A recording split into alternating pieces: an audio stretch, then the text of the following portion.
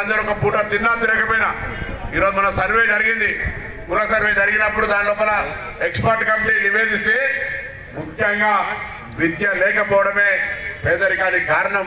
విద్య లేకపోవడమే పోటీ ప్రపంచంలో మనం తట్టుకోలేకపోవడం. కాబట్టి మీరు మీ పిల్లల్ని గట్టిగా చదివించుకొని ఉన్నత స్థానాలు తీసుకుపోయే ప్రయత్నం చేయాలని ఈ సందర్భంగా కోరుతూ మరొకసారి సర్దార్ సర్వాయి పాపన్నకు సంబంధించినటువంటి ఆలోచన విధానంతో కొనసాగే మనం ఇక్కడ గౌడ హాస్టల్కి సంబంధించిన స్థలాన్ని గౌరవ శాసనసభ్యుని అదేవిధంగా జిల్లా కలెక్టర్ గారిని కూడా కోరుతాం.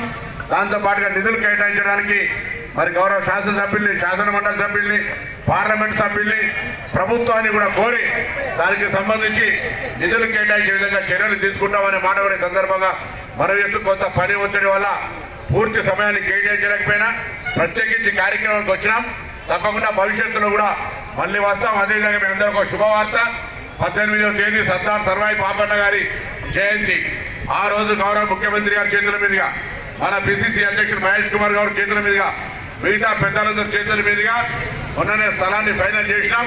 18 నాడు అక్కడ సర్వాయి పాపన్న విగ్రహానికి ఫౌండేషన్ వేస్తున్నామనే శుభవార్త కూడా మీ ద్వారా తెలియజేస్తూ ఒక సంవత్సరం అద్భుతంగా అక్కడ విగ్రహాన్ని ఏర్పాటు చేసుకొని మనకు సంబంధించినటువంటి అన్ని రకాల ఒక స్ఫూర్తిదాయకమైనటువంటి విధంగా ప్రజలకు భవిష్యత్ తరానికి తెలిసే విధంగా కార్యాచరణ తీసుకుంటున్నాం అనేటువంటి మాట కూడా ఈ సందర్భంగా మనం మీ అందరికీ మరొకసారి ఈ యొక్క సర్దార్ సర్వాయి పాపన్న జంక్షన్ నుంచి మీ అందరికీ నా శుభాకాంక్షలు, విగ్రహ ఆవిష్కరణ అభినందనలు.